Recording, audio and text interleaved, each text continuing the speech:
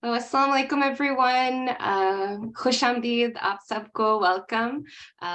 Good afternoon, and thank you for joining us. My name is Sumbul Zeb. I am the moderator for today's panel, and our discussion is entitled Challenges of Leadership in the Diaspora, from Political Organizations to Mosques. And we want to thank New Global Movement and Blue Ridge Consulting with Dr. Amina Zia for providing this platform and opportunity. A little bit about myself. I'm a second generation Pakistani American, Muslim American, born and raised in DFW. My husband and I live here in Plano, and I've involved in various types of community advocacy work for the Pakistani South Asian and Muslim community. And my background is in government, nonprofits, and political advocacy. And now I'd like to quickly introduce our esteemed panelists, who are all prominent community members. Dr. Sana Sayed is a member of Valley Ranch Islamic Center. She's an internal medicine physician and a Dallas native with longstanding roots in the Metroplex. She is an avid supporter of Muslim women's rights organizations, including the Asiya Center in New York and Muslimat al-Nisa in DC, as well as a member of, and she's also a member of various Muslim physician associations. We have Dr. Shazia Anwar, who is in education, an author and a behavior coach with the organization Principled Approach, LLC.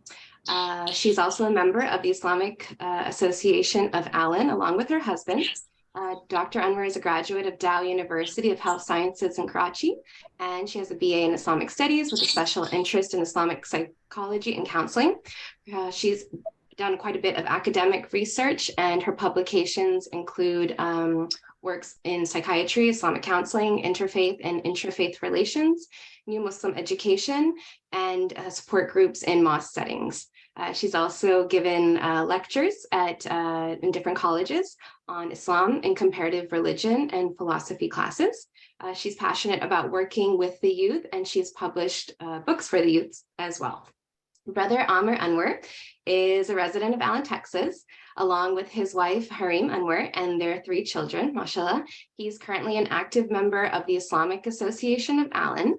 He has a long history of serving various communities in the United States, and previously he has served on the board of the Islamic Society of Orange Park in Jacksonville, Florida.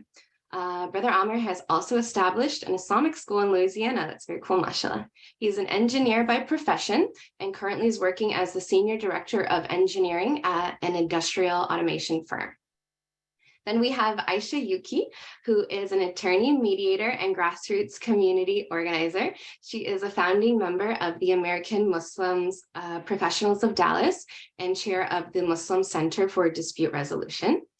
And we have Madiha Ashraf, who is a first-generation Pakistani Muslim American and who is also a Dallas native. She resides in Collin County and is a member of the East Plano Islamic Center. She has a bachelor's degree in psychology from Texas Women's University, and she went on to earn a master's in clinical mental health counseling from UNT Dallas in 2019. She immediately began her journey to earn a PhD in counselor education, specializing in marriage and family counseling from Texas A&M Commerce. Madiha has years of experience counseling Muslim children at a private Islamic school and as a college career counselor at Collin Colleges. Madiha is a partner at her private practice in Allen, Texas, called Impact Counselors. She also works with Texas Muslim Women's Foundation, helping victims of domestic violence. And she specializes in cases involving family, marriage, teens, violence, trauma, depression, and anxiety. And she's also with the organization MAPS. Again, thank you all and welcome. I'm looking forward to hearing each of your perspectives on this timely issue. So just wanted to talk about what it is that we're here to talk about, which is who are the leaders and what are the leaders. When we say challenges of leadership in the diaspora, from political organizations to our mosques, what are we really talking about? A number of recent events in the Muslim American and Pakistani communities have come up, leaving many of the diaspora scratching our heads and wondering, where is our leadership? Who is directing and responding to all of this? How can we ensure that our leaders aren't leading us astray? And how can we ensure that our organizations and the people within our organizations feel comfortable to speak out? And if they're not, why is it that they're not comfortable speaking out? Why do we have these recurring themes in our diaspora? And what areas are we failing in? And, after we talk about all that, we want to talk about what are the areas that we are winning in? Where are our successes? What are examples of our successes? And how can we duplicate those successes and make sure that we're able to achieve greater things as a community? Okay, and I'm going to ask all of our panelists to break this down. So let's start this off. Let's start off. This is my first group of questions. I wanted to ask y'all, what do you consider a leader in our community, or who do you consider a leader in our community? What is a leader to you? Let's start off with that. So what do you think of whenever I say who is a leader in our community, and what are some examples, or who are some examples of leaders in our community? So I think that leadership is defined by the people who choose to follow, right? I think that a leader is somebody who is seen as such and seen in that capacity by any group of people. And I think that we all serve that function to some extent in our own lives. Like, my first role as a leader is my position as a mother. My girls come to me when they have questions, big or small, and they look to me to give them answers, and then they believe me and they trust me. I'm a leader in my position as a physician. I think the leader of the community, like the Muslim community, from where I'm sitting, are the imams of our masjids and the board members who are running the day-to-day operations. Anyone else have an example of who they think a leader is, or what's important in a leader? So to simplify the hadith of Prophet Muhammad sallallahu alaihi wasallam, that everyone is a shepherd over their own flock.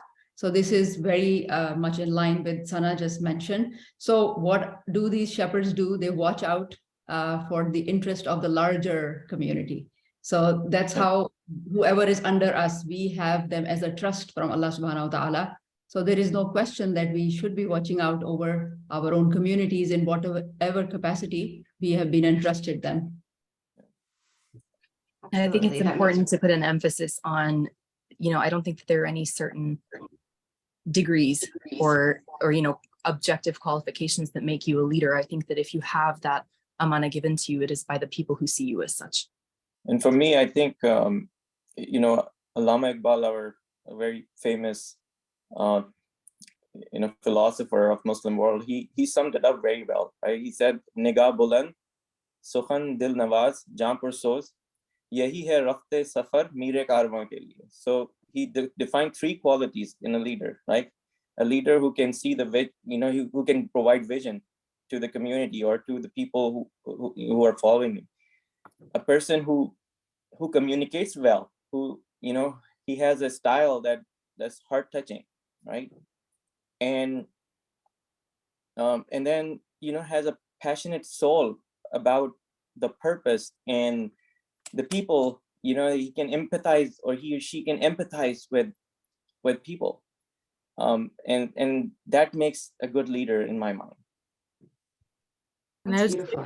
Yeah, that was amazing. I would just like to add to that. I think also a leader is someone who understands the people that are following them and really respects the minorities.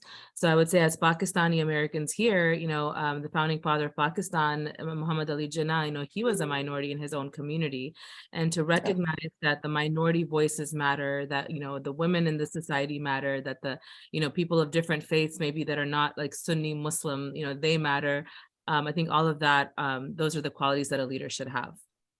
I was listening, I'm going to piggyback on this really quickly, but I was listening to this beautiful lecture about how Rasulullah sallallahu alaihi wasallam, he used to make the people who were quote unquote lowest in society feel like they were kings. He saw the people who nobody else saw. And I think that is true leadership. Thank you all for that. So we've talked a little bit about who we think some leaders are in our communities.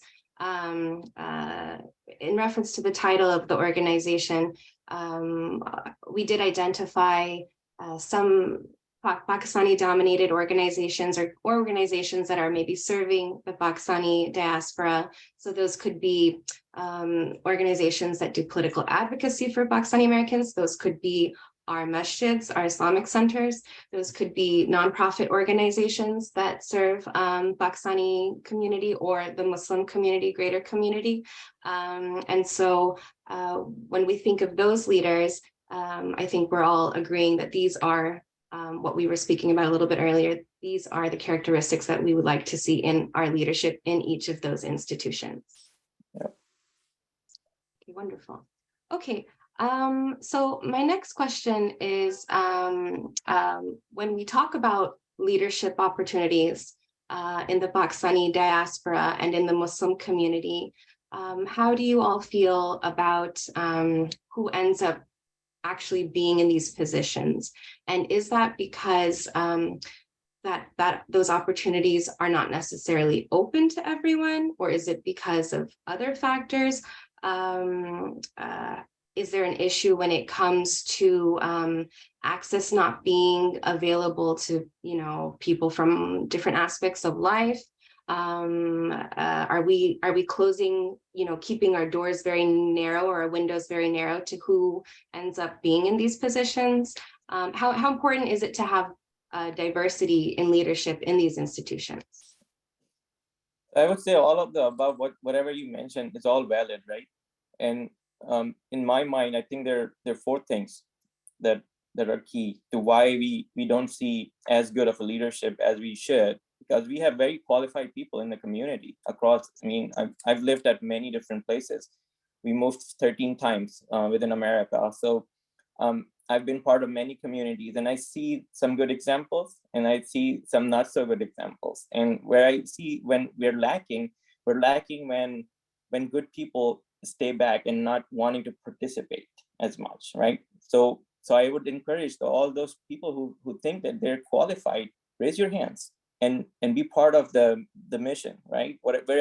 Whichever community you live in, however you know, your problems may be with what you see the board is or the masjid is doing and whatever, you know, get involved, because without getting involved, you can't really direct people to the right thing. The second thing is, I've served on boards and I've seen some boards from outside. I see that the election process and the voting and all of that is not very well defined. It's in some cases very restrictive. In some cases, we don't even know when the elections happen for the masjid board, right? So, and then when that happens, like, then it comes to the responsibility for people. That's my third point is voting. Like, who is voting for in the election, and then how are you voting, right?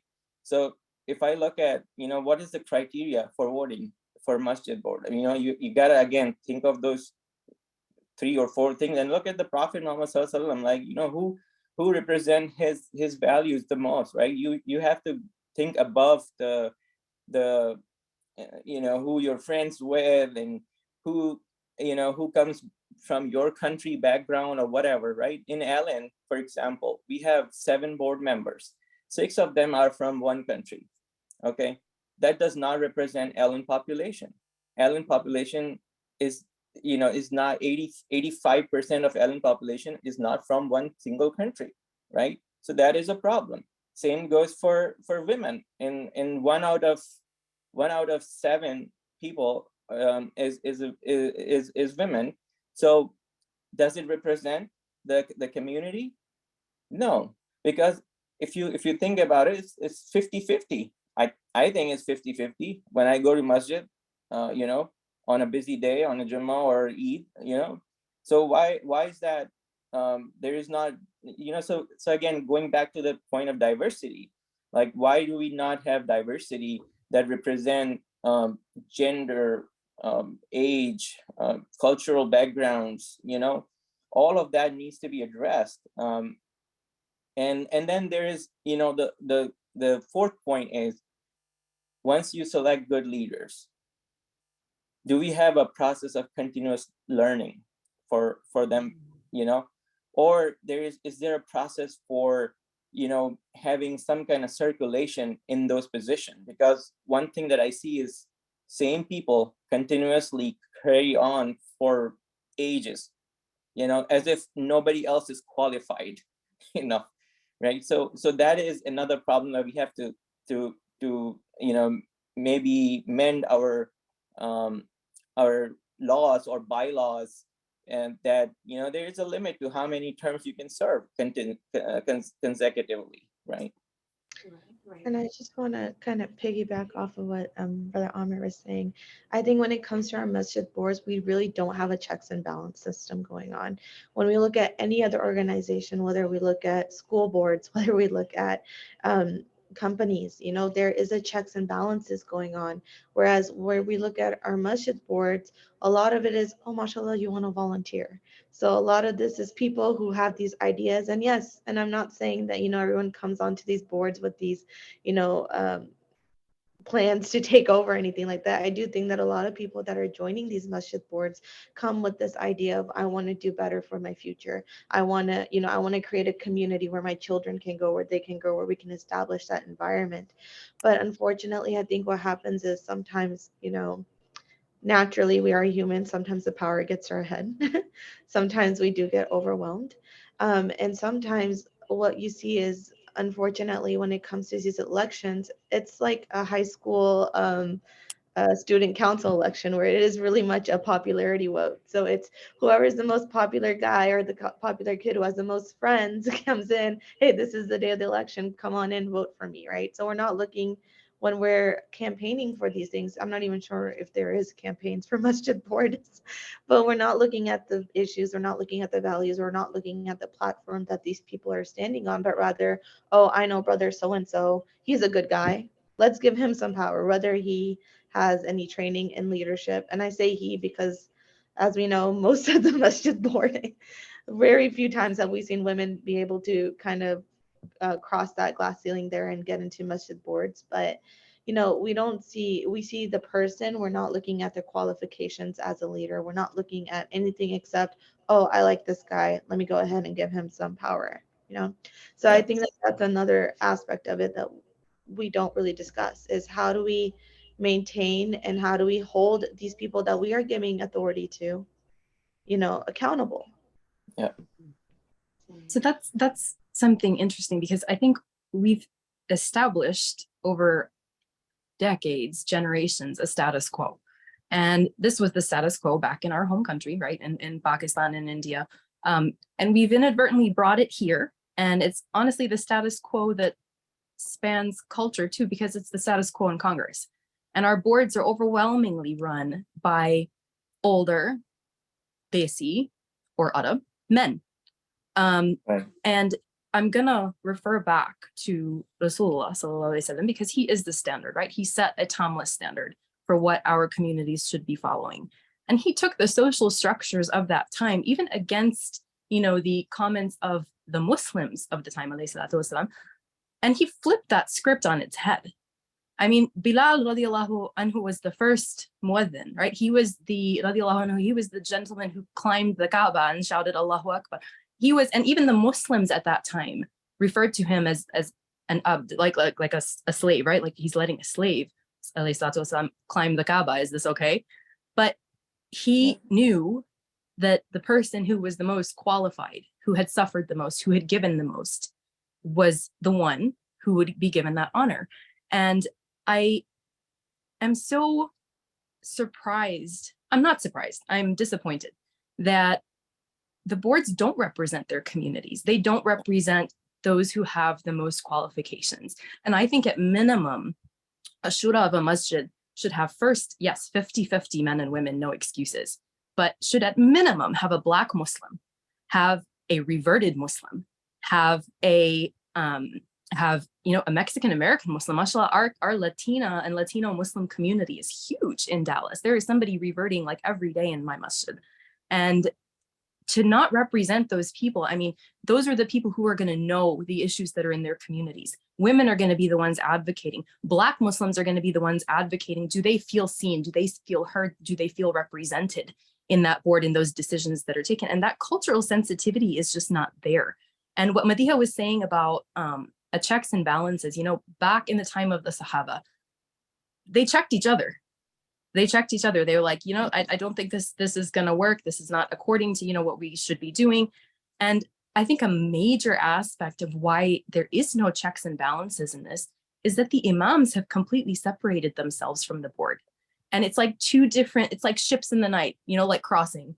And they don't touch, the imams don't want to get involved because they don't want to be confused with having the opinion of the board. The board, for whatever reason, often in many masjids seems to kind of run a free-for-all. Like, we elect them, but we're not electing dictators, right? We're electing people who are supposed to represent us. So how is it that five, however many you said, Brother Ahmed, 5 Pakistani men can represent me, or can represent my reverted neighbor, or can represent, you know, the single mom or the single parent who's living across the street? How is that? I think that's just logically not possible. It's not.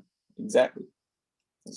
So beautifully said, all of you. I just want to add, there is another element. There is this lack of proper understanding of certain terms that we use a lot. Shura is mutual consultation. It's between the leadership and the people, guys, who chose you. People have the power, right? So when these people are chosen, they have their secret small groups. Like I said, nobody knows when the elections are going to be.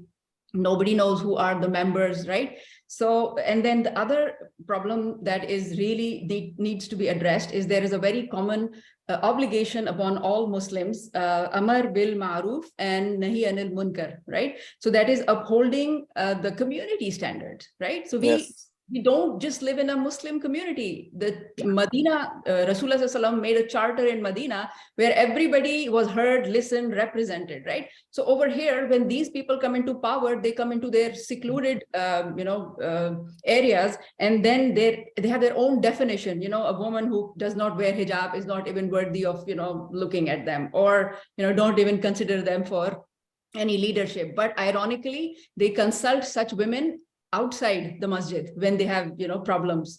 And I know some people are nodding their heads. They will consult you when they need to represent a woman's face in interfaith, right? They will, when they need that donation call, then the upstairs hidden room is suddenly, the area where people have voices now, right? So we see all of that. And the thing is, Amar bil Ma'ruf and Nahi Anil Munkar has to be understood and narrated properly via these pulpits and members, that, this is community standards and obligations. You will not cheat, you will not lie, you will keep your leadership true to the Islamic model, right? So and I completely agree. And I think you made a really good point that, we elect the board, right? We give them their votes or whatever. And, nobody notices who's opening up their pocketbooks when it's time for fundraisers, right? Or the color or the gender or the age. It's just about the money. And yet when it comes time to making decisions, there is no process for consulting the popular vote and the population that you're representing. And there's also, parallel to that, no hard lines that we draw. So when we're inviting speakers to our masjids, when we're inviting people who we say, represent Islam, who have the knowledge, who have whatever, there are no hard lines saying this person is not welcome because of such and such. And in particular, we are accepting and lauding men with a history of abuse and use and exploitation of women. And we wouldn't do that with somebody who was publicly drunk. Like, we wouldn't do that with somebody who we knew was, committing fraud or embezzling or not, who we knew, who people came out and said, listen, this person did this to me. He stole my car. He gave me, a faulty whatever. We wouldn't be okay with saying, okay, come on in anyway and speak to, our community. We wouldn't be okay with somebody who was a white supremacist coming in, or somebody who was an Arab supremacist who wasn't respectful of our, colored brothers and sisters. So why are we allowing these men who are coming into these spaces, these sacred spaces that are supposed to be open for men, women, children, where we are sending our kids to get their tarbiyah, to get their leadership, to get their sense of Islam? Why are we letting men who have been accused of these things by multiple women into these leadership roles? I mean, it blows my mind because, the imams don't want to get involved, right? Because they risk their financial security. They risk their leadership security. They risk their positions, their jobs, their reputation, whatever. These women are starting off at a much lower position in society than the imams. What do you think they are risking when they come out and say, such and such person abused me, such and such person was in a leadership role and he groomed me and manipulated me into this? And it's not just one, it's multiple. And you're saying that they're committing social suicide for fun? I mean, there is no reason here to not default to believing them. And honestly, Allah spoke to Rasulullah sallallahu alaihi wasallam in favor of his wife when no one else believed her, when no one else believed Aisha radiallahu anha. Who are we to create these ridiculous standards? And people, if they have doubts, they come out and talk about these. This is somebody's honor, somebody's mental health, somebody's social standing at stake, right? So if either party is wrong, why don't you have these conversations in the open? Again, it's the closed groups, right? So Yes. And even if it's not wrong, right? Even if they're not, even if they are wrong, say, you know, all these women, for whatever reason, they're lying. Yeah. But you're putting this man on a pedestal, whoever it is, you know, whether it's Nouman Ali Khan, whether it's Imam Fateh Safarajik in Times Square, you're putting them on a pedestal. And if they are accused, you are sending the message to our girls, we don't care about these accusations. We don't take them seriously. You might experience this. And when you come out and tell us, we're not going to believe you. Yeah. So where do they go? You know, what's interesting with your comments, and I love how you phrased it. We think we're not going to bring those people into other spaces, but the reality of our world right now is, and taking a step back to our political organizations, is that these exact type of people are the people that are getting voted into public office from Pakistan to America. Right. And I think our immigrant experience is something that is really going to inform our approach to these positions of power. So whether it's a political party or a Masjid Shura, we are seeing these patterns across globally, right? We're seeing people with the worst track records as it relates to women, to minorities, coming to power. Why? Because of one reason. That's their financial power and their financial ability, right? So again, without naming politicians, without getting into all of that, we need to really, as a community, take a step back and identify these patterns and these themes. And so if there are people that, you know, a masjid is saying, well, you know, we have, you know, a shura has an obligation to, you know, to perform in the best interest of the organization, which means what? Getting it money, making sure that the big last 10 nights of Ramadan are big, powerful fundraisers. So if you're going to be bringing in problematic people, controversial people in the community, and that's your reason that, oh, this person is going to help my organization, whether it's a whatever, you know, masjid, this is the gap that we have to close as a community, and this is the direction we have to think, you know, as leaders. I completely agree with it. You know, it's against the dignity of the position of a speaker, right? You're basically maligning that if you invite controversial people with scandalous backgrounds, right? And right, wrong, different, I don't care, whatever was it, right? My kids can Google the history of anybody, and they're gonna question, right, us, like, why is the masjid allowing so and so into a congregational meeting as to chair that event, right? That's a big responsibility, and that's where the problem lies. It's why do people not sing? Is do we not have any dignity for those roles anymore? Have we lost that? Do we not consider that a speaker, you know, inviting a speaker is a very important thing? Like you're asking someone to come in and impose you know, share their thoughts in, you know, with the broader community, and a lot of people may get influenced by that. So it's not you know, it's not that, oh well, it's just one night and this and that. It's about, you know, somebody said it really well, and, you know, drawing a hard line in the sense where our values are. And the public face of the masjid. I just want to kind of add on to a few things that were said. First and foremost, I want to kind of touch on the idea of victim blaming and kind of the concept that goes into our societal structure as a whole, right? So when we look at, for example, abuse, there's a clear definition of when one person of power and privilege takes advantage of another person who may not have that same power and privilege, right? When we look at our community and when we look at our society as a whole, women are often viewed as lower or lesser than men in power or men in charge, right? And our masjid boards, our shuras, unfortunately, from time to time, still have that idea where, you know, औरत का काम घर पे होता है, मर्द का काम बाहर, right? So whatever we're doing, you know, you do what you have to do, as long as, you know, oh, we have a fundraiser and we need the women there to help set up babysitting, or we need the women to help figure out the food or stuff like that. That's when the women's role come in place. But when having discussions of having speakers that come that have actively, you know, violated and hurt other women openly, like you said, Google is a tool that everyone has for free. We can search up and we can find the history. You're not going to take women's voices into consideration, you know? And what essentially happens is we start to victim blame, right? We start to say, well, these women were of consenting age. They knew what they were doing. You know, we know what the dean says. Why were you with them alone, right? So we go back to this idea of gaslighting and continuing to bring people who have essentially worked against society, found their voice, stood up, only to be knocked down again, only to be found that, hey, just because you aren't of a certain stature, just because you aren't of a certain background, you do not matter. And when our masjid boards continue to allow these perpetrators back in again and again, this is the message that they are giving to our daughters. And more broadly, this is the message that they are giving to our young sons, who we are now teaching, or we are treating that, hey, this is how you treat women.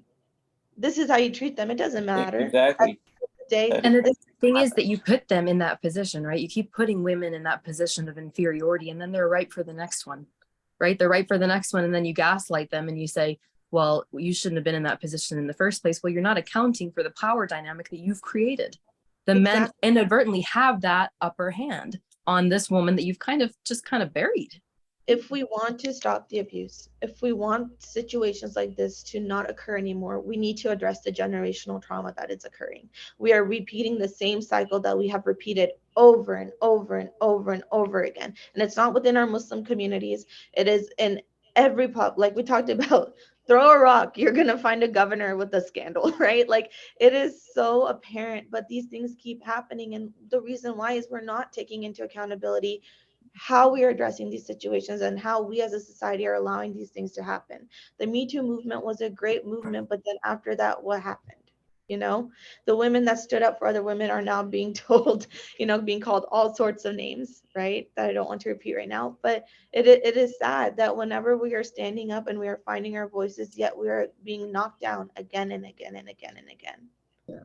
And Madhya, you are very familiar with that term, identifying with the aggressor. So this is what exactly they're doing. And they do not understand, because, you know, we women don't speak about this because we are generally, as mentioned in Rasulullah Sallallahu Alaihi Wasallam's last sermon, that we are helpers and partners to our, you know, men. So they knock down us very conveniently in the masajid. And honestly, you know, I've had my young cousins come and tell me, you shishter, you come from the back door, and they're laughing about it. So, you know, like, how much have we braced and how much do you want us to shock absorb? I'm maintaining health and, trustworthiness in my home. Then I'm raising my kids, yet, you know, composing myself when I'm being attacked and stereotyped and, you know, a proper woman who lives in America and educated and doing everything that is necessary. So, you know, this is what men do not understand in those pulpits. Whatever they say, they are breaking or at least weakening our family structure. When you treat women like this, who, like, you know, the adult children, if they hear that outside, how are they going to respect their mother? Mm-hmm. What is going to happen at home? How much of those pieces are the women supposed to pick up? How many times, right? So these men, you know, the problem is, you know what, I am very vocal about it. We have put these men in sanctuaries. You know, most of us work outside the home where we have professional licenses, ethics committee, protocols, our standards, our reviews and whatnot, right? So these people have been put into sanctuaries And then, all of their energy needs to go somewhere. In the olden times, people used to, the Rasulullah Sallallahu people, they were traders, shepherds, fighting in the wars and stuff like that. Men with like a 4-wheel drive or more energy sitting in a sanctuary, how does that sound?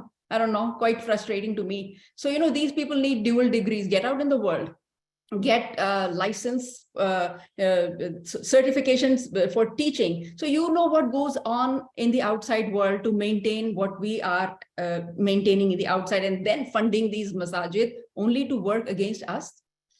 It doesn't make sense. And I think you're making a good point that, these are, Madiha kind of referenced this, these are systems that start at home.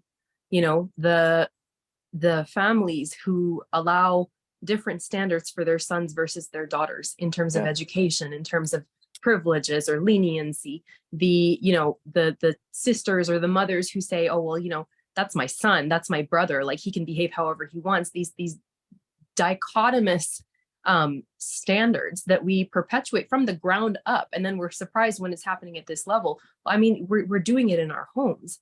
And I do wonder, I mean, are we talking about, like, should probably discuss if there's options for change, opportunities for change. And I will say something about that, and it varies, right? It's in our control how we set the culture in our house, right? And my dad, in our household, my mom always sit at the head of the table.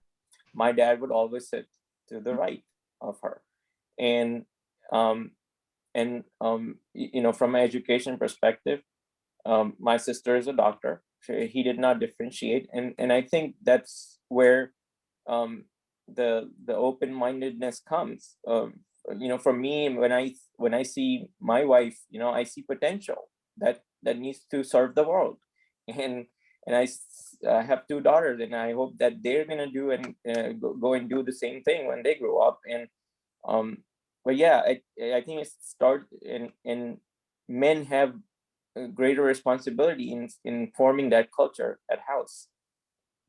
We're running out of time, so I wanted to just pull this back. Thank you again, everyone, for what we've been talking about. I feel like what I'm hearing is that we need basically standards. There's a lack of standards. There's a lack of process. There's a lack of clarity, accountability, and these are all things that need to be established. We've touched a little bit about what happened at the Islamic Association of Allen just the other day, and that is, part of why we're here today. I do recall that one of the Shura members, when people came and said, why is it that you all made this decision? They kept referencing, well, basically you all are too small of a group to matter. There's 1,600 members in this mosque. There's 1,600 members in this mosque, but they never asked 1,600 members of that mosque if they were okay with inviting this person, right? Yeah. If anyone else wants to talk about what happened at the Allen Masjid, and then, before we all go, I just had some recommendations and references for leadership training for those from the Muslim community engaged in civic engagement. So basically why I am here is actually the day this thing was happening, that there's a town hall at the Allen Mosque. I was hoping to spend my last 10 nights of Ramadan calmly, but then I get a text, Shazia, this is happening, come here, right? So I said, okay, I'll go, because if somebody asks for help, I have to at least check it out, what's happening, right? So I did not go there knowing what I will be doing. So I step in there, there's a whole bunch of people, and I went there to represent my students. I am the leader over these tiny minds and passionate hearts. And actually, when the same incident happened at the Frisco Mosque, I have students from Frisco also. And you know what? He was in a session. At the end of my session, he said, can you talk about that session? I said, what do you know about that person or something, right? So, children are confused. They definitely are. They want leaders to speak out. Where do I draw a line between faith and somebody's personal choices? Where is my leadership in protecting me? Am I, to follow this person? Am I to, where is my voice, right? So these developing minds already have so much on their minds, right? their school system. We are not there to help them, but at least we can help them in our mosque settings that are funded by their parents' hard and earned income, after taxes, after zakat, and then you build the masjid, right? So like, I'm here for my students, for their parents who need clarity. And there's a thing that I want to really point out. The people are kind of spiritually gaslighted into thinking that when somebody own error affects at a level which is in Quran, called fujar, meaning when the fajr rises, that error is as big as it has affected everybody in a very large scale, versus somebody's personal error. So, there's so much confusion. They quickly shut down conversations that no, you can't do this, you can't do this. You know what, then, like, what are we teaching them in Islam, right? So if we bring the same cultures that, did not work for us in our places where I came from, I can talk about. Well, And they didn't work for women.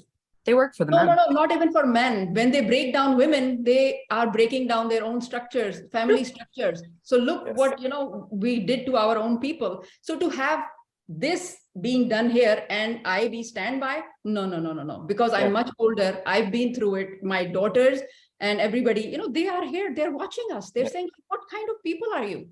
So inshallah, I'm here for, these incidences are not my worldview. I have a much larger worldview, from Pakistan, Afghanistan to India, to ancestry and Umrah and going to Saudi Arabia. We have a much larger worldview. So anybody, please don't take it on a specific institution, on a specific person. This is about us as a community who we represent. If we are Muslim, what standards do we represent? Otherwise, people will look at us, oh, you bring all your baggage here, and then you tell me this is Islam. So not in the name of Islam, like I say, right? Alhamdulillah. Dr. Anwar, Well, it's not, go ahead, brother. No, you said it very, you described the event very, because I was there and I witnessed that, and it was very unpleasant to see that. But like you have experienced, it is, unfortunately, it's very common. And I've seen this happening in other mosques also, right?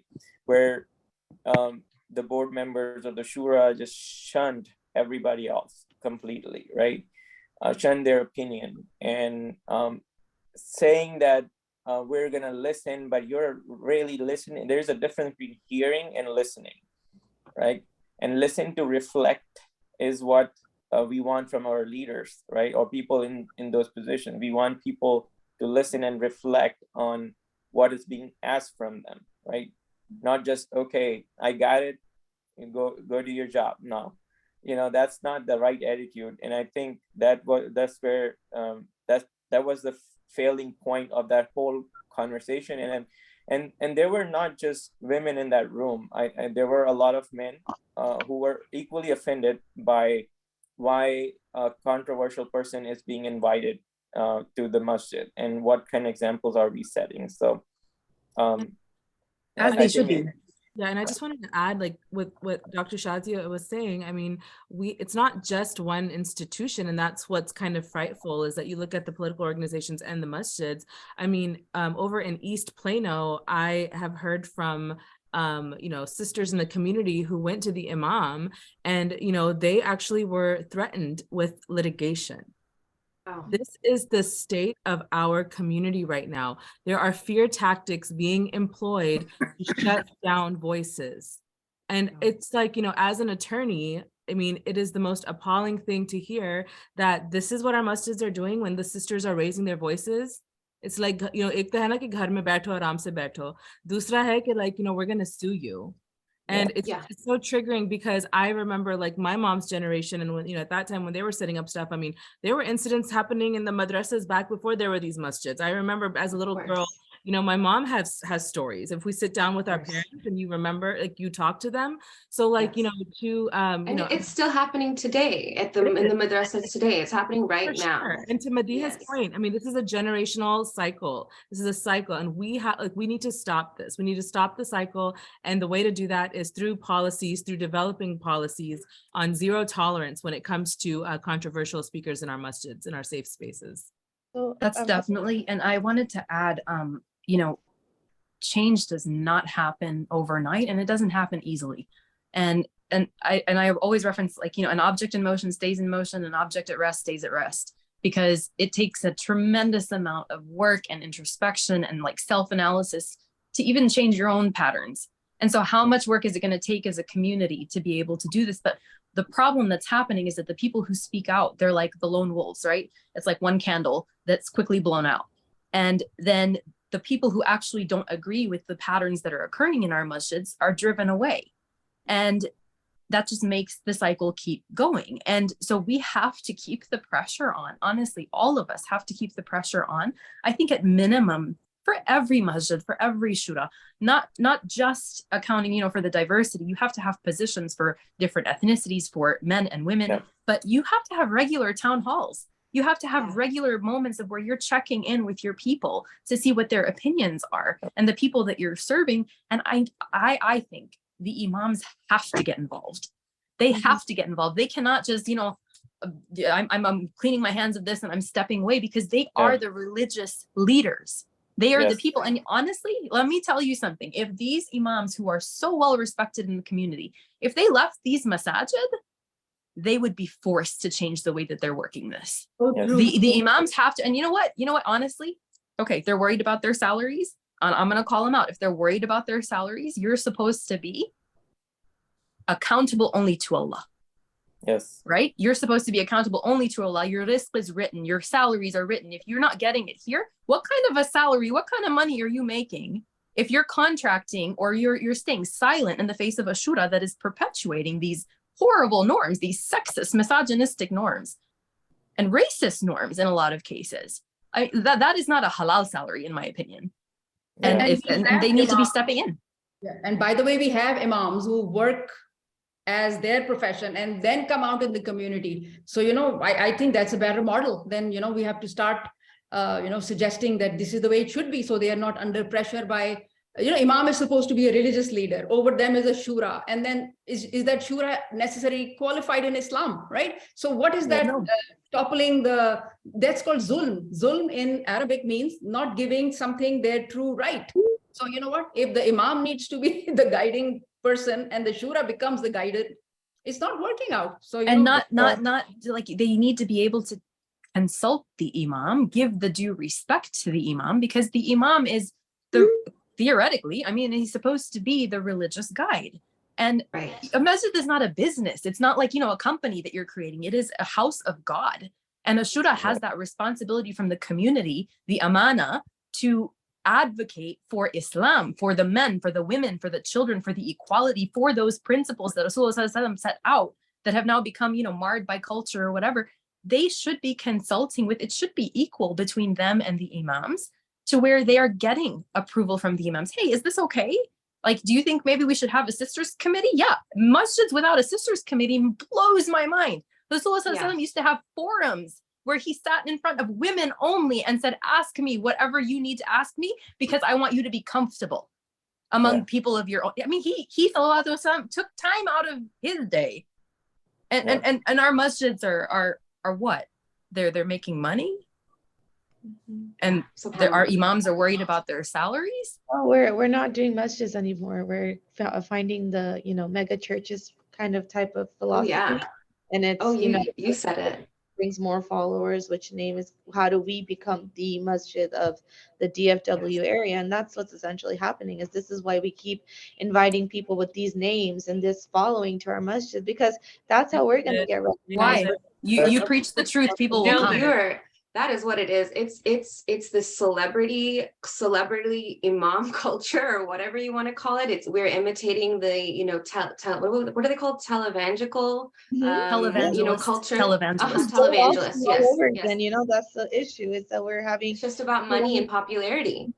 And I can tell you, in my opinion, like, that one is a covert idol worshipping. Hold on to something very tangible. Absolutely. Right? Yeah, it is. Absolutely. And that's what I think Omar Suleiman has said this, that our modern day idols are not statues. They are these people that we put on a pedestal and we can't see their faults. Rasulullah, it says in the Quran, he was human. He's going to die. He is a person.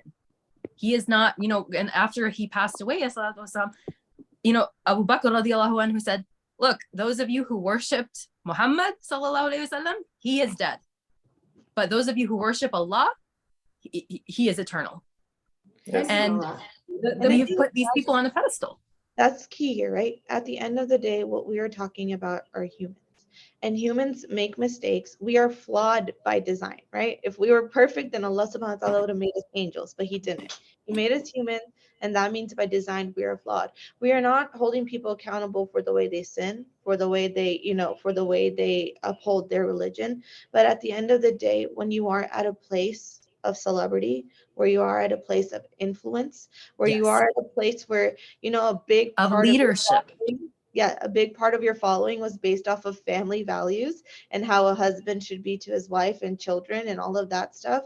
And then now there is this entire, scandal coming out that goes totally counter to what you were saying. We're going to need some answers, sir. We're going to need to know what happened. So it is not just that, but it is the lack of accountability. And it's the lack of self-reflection and saying, I messed up. I'm human. I messed up. I'm working on myself. I'm not perfect. But none of that happened. That's a reasonable request and a reasonable standard, I think, for all of us to expect. I think that's great. And we're basically out of time. I'm so thankful to everyone. It seems like people are very much interested in this discussion. I hope, inshallah, different communities continue to have conversations like this. And you should feel safe. We should allow each other to be able to speak. We shouldn't feel that we're going to be socially, ostracized if we do speak out. We should be able to speak respectfully and address the issue. And we should back up the people who do. We should back up, exactly. If you're a little scared to speak up, but you see someone else speaking up, at least back them up. Yeah. And when it comes to leadership, I just wanted to give a quick shout out. If there's an organization called the American Muslim Civic Leadership Institute, AMICLE. It's affiliated with the University of Southern California. It's a fellowship. It is an amazing organization. If you are a Muslim, you're on the board of a masjid, you're on the board of an organization that helps Muslim communities, whatever it may be, you're civically engaged, whatever. You should apply to AMICLE. It's a life-changing experience, and you will be with alum who are basically the most prestigious Muslim American leaders. So again, AMICLE, I think basically professional training in leadership is what we're missing with a lot of our leaders. But Jazakallah khair, assalamu alaikum everyone. Thank you so much. I know we're fasting and we're tired, but inshallah, I hope that we're able to continue this conversation. Thank you guys so much. I really, really enjoyed this. Thank you so much. Thank you. Assalamu alaikum. Assalamu alaikum. Wa alaikum assalam. Bye-bye.